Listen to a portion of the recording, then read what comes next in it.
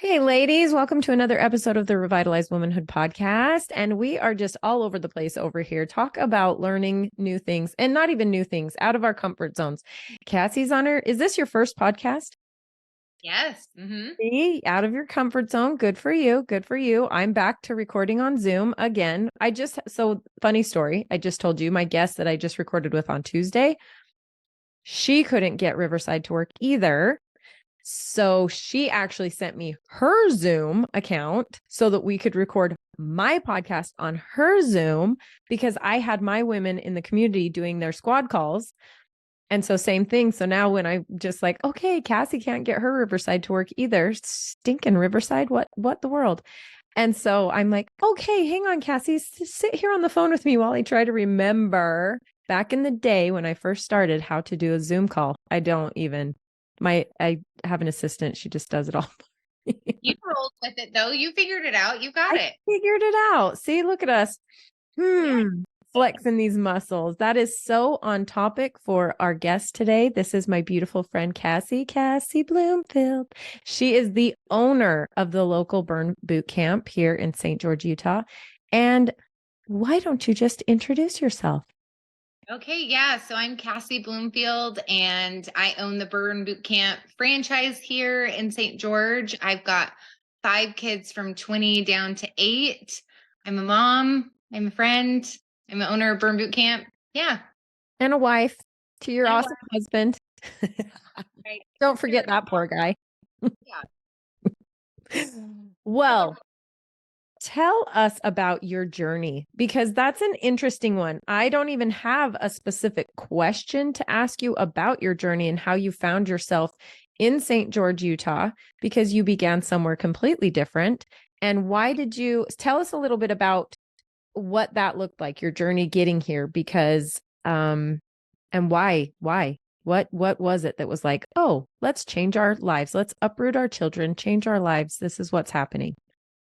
So I'm from a suburb outside of Nashville originally. That's where I was raised, grew up. My family's still there. So I actually was a member of Burn Boot Camp in Nolensville, Tennessee is where I started out. But to go back even further, like when I was a young mom, like I really learned really fast that movement and exercise was really critical to my mental health, to my social, emotional, physical well-being. Like I had to have movement. So I tried a lot of different fitness things, big box gyms, working out on my own, running, like all the different things. When I found Burn, it was like everything I loved from every other place in one. And so it's kind of a little, a lot of things come into play when you're thinking about a big move. Like one, we wanted to open a business, become a little more financially, get to the next level financially. We wanted some changes for our kids who needed like a change of scenery. So we looked at a couple different areas. We looked out here in St. George and we were looking in some other states, and it was all just a little serendipitous that this worked out right for us to come here at this time.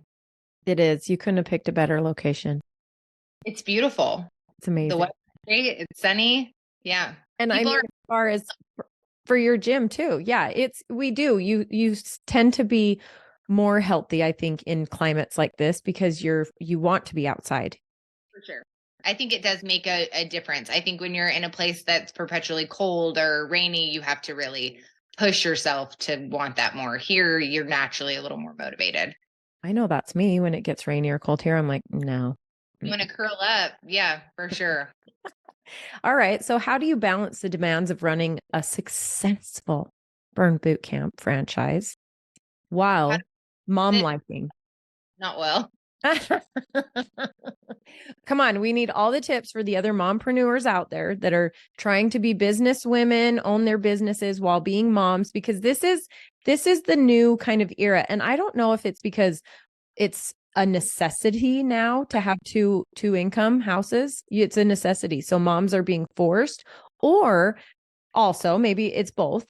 Moms are starting to feel like, hey, I have permission to do more than just be a mom. And I'm not saying just be a mom. Hello, you guys know I hate the word just, but more there's more to me and I want to share me. And I feel like with all of these podcasts and all of these retreats and all of these things that now we're all talking about these things, it's like, I give you permission. You can do more if you want to. Right. So how do you find the balance? Where's your balance? I think that one thing that was, and I'm still learning, but that's been a hard thing about having a business and kids and a family is dealing with disappointing people. Like, I'm not going to be able to be everything to everyone all the time. Like, there was a time, not that I never disappointed my kids before I had this job, but there were times that I couldn't go to every, there's times now I can't go to every event, or I can't be here right after school, and my kids are disappointed. Or there's times with my staff that I'm not able to do certain things, and you have to be okay with that. And I realized that it's hard for me to be in that uncomfortable situation. I don't want to disappoint anyone.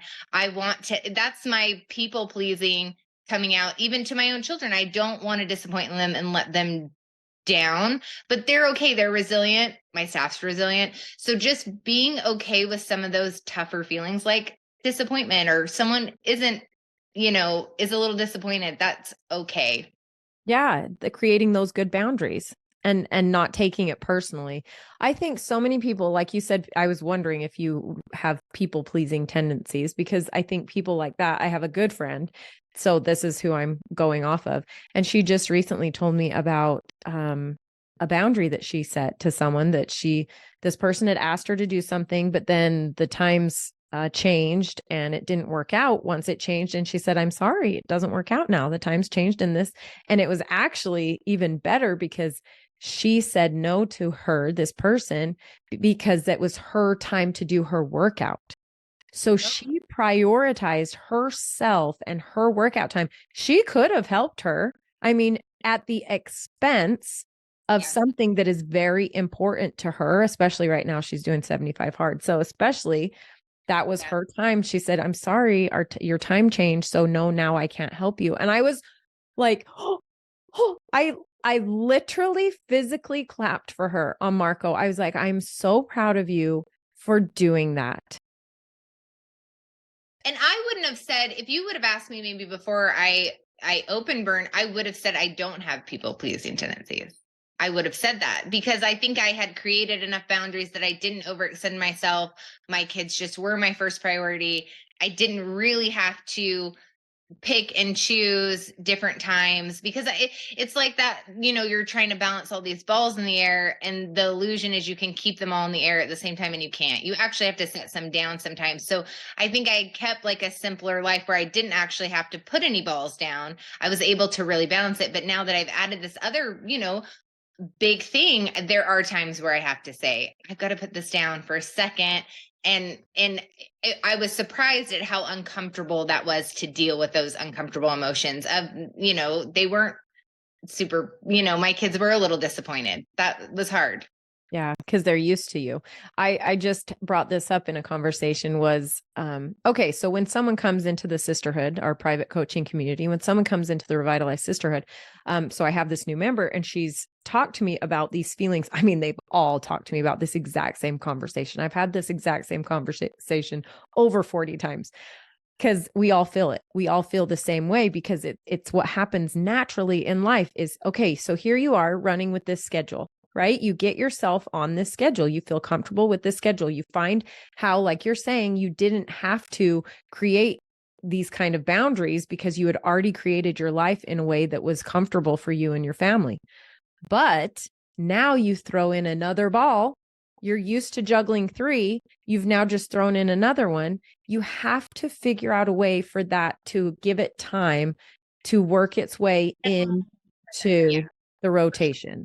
So you kind of just work out, and that'll happen with you as well. That'll happen with any business, because it's like saying life doesn't throw you things. It's like you can't have something completely planned out perfectly. Well, you can pretend to, right? You can have things. I've had days where I'm like, The week is perfectly planned out. Everything is exactly where it needs to be. And I've even given myself space in between. So if something runs a little long or doesn't work out, it's fine. It's not going to be bad. And then all of a sudden, what happens? You have to wait for the dishwasher repairman to come, or the kid needs to make a emergency dentist appointment, or, like you have. And out, you're definitely asking for like your dishwasher to break or something. Like you're asking for it. It's like washing your car so that it'll make it rain. Like, we need rain. I better go wash my car. Yeah. That's awesome. What inspired you to create a fitness community? I think I loved it. I saw how much it helped me, not just physically, but helped me mentally and emotionally. And it can be intimidating to start working out. If that's not something you've done, it can be intimidating to work out. If you're coming back postpartum, like it can all be intimidating. So to make a space that feels really safe, that feels really inviting and non-judgmental, I think is really important for fitness, because you want to remove as many obstacles as possible, when you're trying to do fitness. Like if you're intimidated, like let's make a safe space for it where you don't feel intimidated. If it's timing, like let's make it fast, let's get through it. If you don't know what to do, then let's give you someone there who'll show you how to do it. So to me, it was just something really important that had helped me. So I wanted to give that to other people. And it absolutely is. I'd never heard of Burn Boot Camp. So obviously, apparently it's been around for a long time. If you started back in the day when you were a mom, like younger kids' mom. Yeah, it's a North Carolina based company. So East Coast, definitely a lot more in the East Coast, but we're growing so much in Utah. There's several locations in Utah now. So it's growing here on the West Coast. So that's amazing. But I've always gone to, and I shouldn't say big box chains because I don't know that that's what that is, but it's the big gym here in town, right? And when I was younger, it was the Gold's Gym, it was when it was the Gold's Gym. And so I did go to these kinds of gyms, and then I come to this one, and it's like, I always describe it, and you've heard me say this before, if Revitalized Womanhood was a gym, that would be Burn Boot Camp. And I don't know if it's just because of your specific one and who it beautifully caters to, or the time of day that I go, because the time of day I go is with all the other moms. So it just happens to be that way. But I'm like, this is Revitalized Womanhood right here. If Revitalized Womanhood was a gym, it would be this. So I will say, like, it's not just your camp time. So we have kind of like a saying that it's every member, every camp, every day. So we try to give that same experience, that same welcoming community, that same push, that same challenge every, whether you come at 5:00 in the morning or you come at 3, at 5:30 in the evening, like we want it to be the same experience when you come in, that it feels very welcoming. But yeah, you come mid-morning, so you see a lot of moms. But yeah, anytime you come, it'll be that same thing. Today's class was huge. Was awesome. Awesome. I love a big camp. It's a good energy with a big camp. It is. I think energy is like palatable. Like, I think we do feed off of each other's energy. We can feel each other's energy. And that's why group fitness, with Burn Boot Camp specifically, but any group fitness works so well, because as humans, we do naturally just feed off of each other's energy. When we come together, like there's a power in coming together. You know what I mean? Like there's things we can do by ourselves, but coming together, there's a power that comes from that. Oh, there is such a good power. And women, especially, magic happens. Like just magic. Women supporting women, truly not feeling judged, not feeling competitive, not feeling, because really at these other gyms, there is like, I don't go into certain areas because I don't feel comfortable, because whatever, right? They're like, and it's my own things. I'm not saying that they're projecting this onto me. It's my own thing, right? But it's there. It is there. There are stigmas that come along with these kinds of other gyms. And so when I got to Burn, and it was women of all shapes and sizes, like fit, super fit, to just barely had a baby, to still pregnant, getting all sizes of pregnancy, like every shape and size. Yeah. And all of them, no competition, cheering you on, like wanting you to succeed, wanting you to be your best, and knowing that today is not that day. Today, I'm giving 5-pound vibes. Okay. And that's fine. today that's all you can do. And that's all we ask is all you can do. And there is something bonding that way, that we're all doing something hard. We're all doing something together. It's like we're trauma. We're bonded through this trauma. We're all doing something hard together and getting through it together. You know, you can't help but like be on the same team when you're doing it together. Right. So do you have one specific story you can think of that has been just such an amazing transformative journey for one of your members or friends, someone that you watched like go from point A to point B in this community? I mean, really, we've had a lot, and some of it is hard to like pinpoint exactly. Like, I mean, I've definitely seen people come through the door and you can tell they're going through a rough time, like a divorce or a rough postpartum, and you can literally see kind of the light come back in their eyes, and you can see it on their body. I mean, we definitely have people who've lost 30 pounds and 40 pounds or put on all this muscle. They couldn't do a pull-up before, now they can. And you can see those physical changes, but to see someone go from where you can tell it's kind of heavy and you can see this lightness in them now, that's a really powerful thing to see. And I think the mental change is always the biggest one that you can't really show a picture of, or, you know, you can't show, but, you know, it makes a difference in people's life. And I think too, for them to kind of have a mindset shift, if they're going through something really hard, like say a divorce, and they're coming into this place where they're learning they can do hard things, they are capable of hard things. That's a whole mindset shift that goes from our floating floor, from our camp out into the rest of their life. Just to hear that and see that and prove to themselves that they can make goals and achieve them, get through something really hard. Because there's moments, you know, in camp where you go, I can't do this. I know I can't do it. And then they do. That is rewiring their brain to know they can get through hard things. So Do that. Like when Rush or Mary will put heavier weights on us, it's like, oh, when they come walking towards you with this thing and you're like, get like, away. I can't, I absolutely can't. And they're like, yes, and they're yes. like, yes, I know you can do this. And then you're like, oh, I just totally did that. Yeah, I've had those moments. And it becomes your internal thought process, where if your mind is naturally going, I can't do this, I can't get through this, I'm not capable. And if you just take 45 minutes a day where someone is telling you, yes, you can do hard things, that's going to change the way you think about other aspects of your life. Yes, I can. Yes, I can get through this business thing. Yes, I can get through this sickness, like whatever it is. Now you have that dialogue. You're retraining your brain towards the positive. Yeah, absolutely. I 100% agree with that. Your brain, your body believes what your brain tells it. As a mom, Yeah. how do you yourself prioritize self-care and wellness while also leading by example for all of these other women? That's a good question. Say that again. How do I, as a mom, prioritize self-care while taking care of other people? It has been a little bit of a learning curve to make sure I'm taking care of myself, even with the gym. Sometimes I feel like I've been at the gym, so check it. I haven't. I've just been working, not working out. Yeah, I don't know. That's still something I'm learning, and I just every day just try again. You know what I mean? So I don't know. I don't know how I do that. Sorry, Gina. You're like, I don't prioritize. I'm a mess. No, you're not. You're adorable. I mean, like, I'm still learning. And I think that's a lesson too, is just like, you know, my own kids will have their own like shifts, like going off to college or getting married, like that it takes a minute. You maybe won't be able to pop back into your routine or something. It's going to go through a messy period, and, you know, you will get back to it. You just have to keep pushing to get back to taking care of yourself. But it might be a little messy in the beginning while you're trying to figure it out. You're preaching to the choir.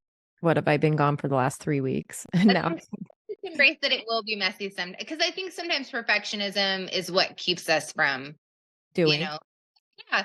So I can't get there. You know, my goal is to get there every day, but I get there twice a week or 3 times. That's okay. We're figuring it out. Right. My family's just been struck down by pink eye. I can't come to the gym for 2 weeks. Good though, by the way, now. I know my face looks normal. It looks red in here. I said I need to adjust the lighting or something. I thought this on Tuesday when I recorded with her, but it might be just my tan still from Hawaii, but I don't know. Okay. Oh, I had a question for you. Now I can't remember what it was. Oh, I do. I do know, but you're kind of not, maybe you're not thinking about this as self-care, and I'll shift your perspective for you, but you greeting every woman at the door, well, man and woman, it's not just women, but you greeting every one of us at the door, high-fiving all of us, like supporting us, cheering us on. I would think for you, that is some self-care, because for me, when I'm cheering on the women in my community, that's my self-care.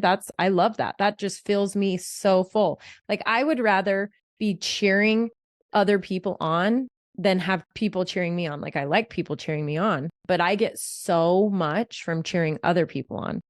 For sure. I think service is a form of self-care to ourselves. So to take that time and to serve. And I do. I love to greet everyone when they come. Like, it is my favorite thing. I would pick that, that's my favorite part of the job, is to greet people by name.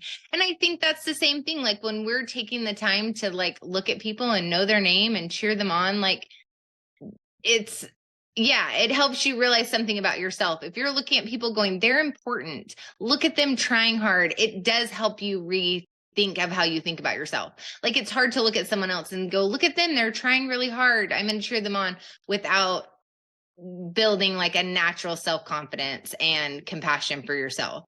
Like, I think the way you think of others is going to be a mirror for how you think of yourself, and vice versa. If you're thinking kindly about yourself, you're going to think kindly of others, and it's a good cycle. I want to find this. What you just said is right out of this book we're reading. Yeah. What do you guys? It is exactly. It's called The Mountain Is You, Brianna Weist. It is incredible. Oh my gosh. It's all about self-sabotage. It's insanely good. Yeah, I think if we're being judgmental to ourselves, we're going to start being judgmental to others, and vice versa. If we're being judgmental to others, we're going to be judgmental to ourselves. I don't think we can keep everything in its own container. It's going to spill out. So the more we're being loving to others, the more we're going to be loving to ourselves, and vice versa. So I think you're right. When I'm greeting people, when I'm being loving to them, like, I'm setting my mind up to think of myself that way. Yeah, because listen. You might as well have written this book. Just kidding.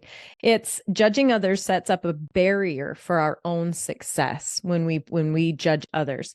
Learn to love others and you will love yourself. Be more compassionate to them than it will happen to yourself. If you show compassion to other people, you are then able to see compassion for yourself. You don't know the whole story.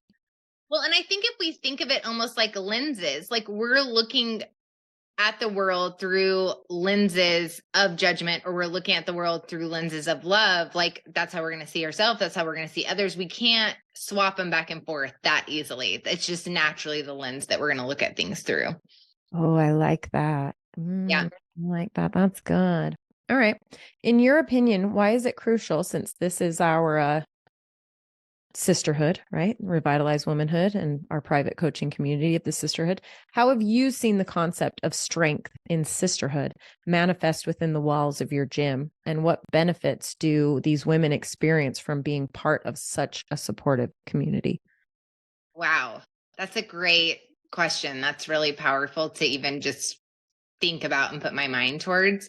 I think for the women of Burn to see other people at maybe a further along stage of fitness than them is very inspiring, but also to be the one to help someone brand new and see someone coming in for the first time, and to be on that side of it and be the one who's helping, is like, helps them build their confidence. I think to cheer each other on, we think in like life, you think most of life, at least for me, like, nobody as a mom is like cheering for me as I'm like doing the dishes. Like, I'm not getting cheered on very often, but like, for them to have that experience of someone cheering them on, someone happy to see them, that they've arrived, to just be seen I think is really like powerful. So yeah, for them to just be in an environment where they're seen, where their presence is needed. Yeah. So yeah, we've seen lots of friendships form and a lot of like pushing each other. Like you talked about the trainers walking up with heavier weights. We've seen members do that to each other, even like, hey, I know you can do more than this. So to have someone believe in them, someone who thinks they can do hard things has been really amazing to watch. Well, and I think it breaks the culture of, I guess it's a stigma, stereotype of women only being able to be in competition with other women. And don't you feel like that? I feel like women naturally, like in their most natural state, are supportive and kind. Like whatever this is of being competitive, it's been manufactured. I think if you break women down to their natural essence, they're supportive and kind and cheerleaders for each other. So to just make an environment so their natural, you know, supportiveness can shine, because I think that's what women naturally are. Don't you think? Oh, I think that, and I see it every day. It's proven to me. I think you could go even deeper into saying that the women that do become competitive and backstabby and toxic are the ones trying too hard to get away from their natural, what's in them, and trying to force into their more masculine, because that is what men naturally are. They naturally have to be competitive. They naturally have to be that because they are the protectors, the providers, right? So they have to, it's innate in their code to be competitive. Like the men's community of this, you should hear the stuff the teams do in that community. It is like, I sit here and I'm going, because they're the husbands of a lot of the women in this community, right? And we talk about, I'm like, if anyone talked to me the way that those team leaders and those they're talking to each other, I'd be like, well, I'm out. See ya. But they thrive on it. They go into that competitiveness or comparing as more of a protective barrier. Like it's do it to them before it's done to you. Like I'll compete with you because I think you're competing with me. But I think if you give them permission to set that down, their natural essence is going to be as a caretaker, as a that's what we naturally are going to do, not just to our children, but to each other. We're going to naturally care for each other. That's our default setting. I think it just, we have to make an environment that feels safe for women to put their walls down and be who I think they're meant to be. And fun competition. Oh, for sure. Like we'll run outside or, fun competition that way, but with always cheering each other on. Oh, yeah. The sprints. Yeah. Okay. Why is it crucial for women, especially moms, I think, to find a supportive tribe or community that uplifts them in both their personal and professional? Because we have done I did a event there with you last year where we brought in a bunch of women in business, and we just gave it away for free and did some stuff. And it was so fun. And why do you think that it's crucial for women to find community? So I just think we're just hardwired to be together. We're just not meant to do it alone. Like we're just made to be together. That's just how we're hardwired. We're not meant to just be by ourselves. Like we're just meant to be together. Our mental health is better. I mean, there's studies that just show that to have a community, like we decrease these risk of all these different diseases. Like we just, not just, I mean, physically, psychologically, spiritually, we're just supposed to be together. We're just supposed to. And it just feels natural when you find it, when you actually find your people, when you actually find somewhere that just speaks to your heart and you feel so comfortable. Because if it's not, obviously it's not the place for you. So I was thinking about this. I was thinking about this last night because I knew we were going to have this conversation. I was thinking about it. And I think like, community has been such like a buzz word. And I think sometimes, and maybe this is like back to what I was saying about like having the balance, like sometimes perfectionism is our biggest like obstacle to overcome. I think sometimes with community, even we maybe put too much pressure on it, that it has to be just perfect. Like, I want to find a group of women who are my same age and they have kids at my stage of life, and we're all small business owners and we're all the same religion and we're all the same political and we all have the same amount of money. And it's like, that might be too much. You know what I mean? Like, That would be boring. right. It's like, and, or maybe we think one community is going to fill our every need, because we come together in communities because we have the same goal or we have the same interest. So we might have to have several communities that fill this for us. This might be my church community, and this is my kids' baseball community, and this is my fitness community. I think we've thought about like, oh, every connection has to be this so deep connection, because that's what would be good for us. But they've had studies and showed studies that like to even have these, like, they call them communities. Yeah, to have people where it's like, we maybe don't talk about all the deepest things in our life, but we are all working out together. We're all, this is my kids' school's community that I see them at school events. Like, and I think sometimes I just, will be on Facebook and mom groups and everyone's looking for a friend, and loneliness is such like an epidemic. And I'm like, there's probably more communities. You're in more communities than maybe you realize. It's like blessings. Like, once you start counting them, you're like, oh, I actually do have a lot of supportive communities than I realized when I think about it. I just need to tap into them more. I need to give more, like, but they're there for you, but maybe tap into them more. Right. And maybe sometimes you're maybe expecting too much, that they need to meet all these needs, but like, the receptionist at your kid's school or the crossing guard, like, that's part of your community. That's part of what makes your life rich, and the tapestry of your life rich is all these people, and they all help our mental health by like interacting with these different people. So yeah, if you just feel like you're not getting enough from your communities, give more. But also, it's like blessings. Like, maybe sit down and think about it. You might have more communities and people than what you are realizing, because you're maybe thinking it has to look just like this to be my community and my tribe. In a box. You're putting it in a box, and it needs to be outside the box. I love that you made that distinction, because like the sisterhood, my oldest is, oh my gosh, how old are you now? 78. And my youngest is 20. I have every different religion. I have every different state. There's 3 different countries, 4 actually different countries, It's nice to have a friend who's like in your same stage of motherhood or your same stage of life. That is really good. But okay, think about this. Like, you're on Reels or whatever, like, oh, 2 puppies like playing together is so cute. But like, how cute is it when it's like, here's a baby tiger and a duck who are friends? Like, maybe that's what God has planned for you. Like, maybe he doesn't have planned for you like a friend who's just like you. It's someone who's different, who's going to be your person, who lifts you up and fills you up and cheers you on in a totally different stage of life and totally different, things. Like, maybe that's what it is. Yeah. So good.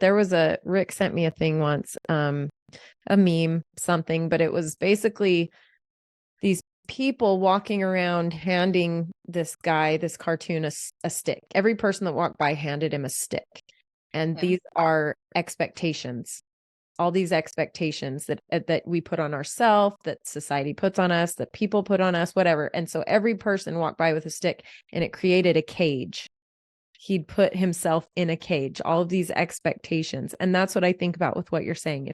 If every one of these sticks is what you think you need and what you think you're supposed to have and what you think you're looking for, you don't really know until you're giving yourself the space to allow in whatever. That's why the yes day was such a crazy fun thing, or saying yes to everything. Yes, man. It's like, what's going to happen if I say yes to this?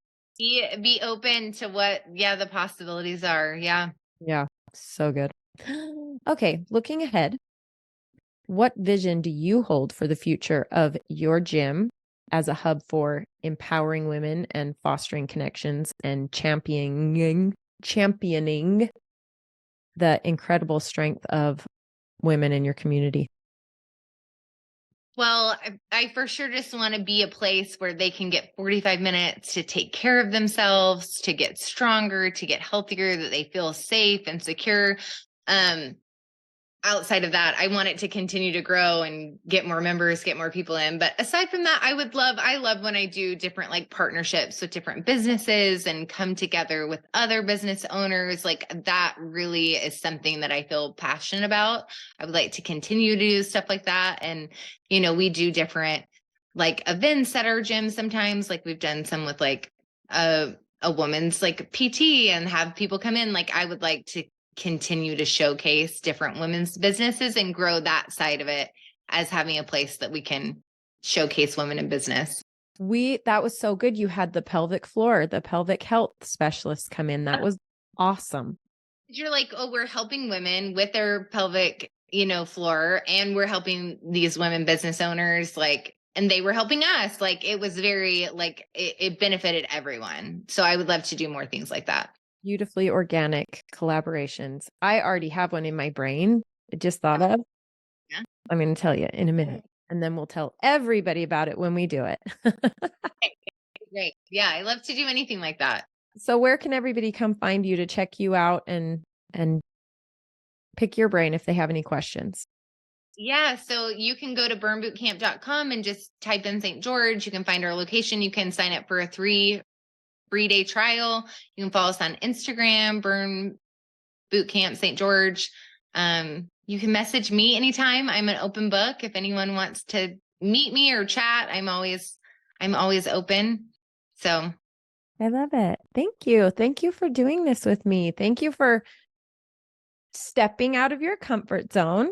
And now look at you. You're an expert at podcasting. Now you can be on every podcast and just do it like a breeze.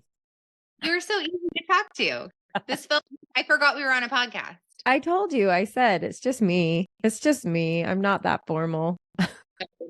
No naked 3-year-olds. Yeah, this is Gina in real life, everyone. This is her real self. I hope so. You are who you are. I try. All right, girl. I love you. Thank you so much. Thank you. Bye.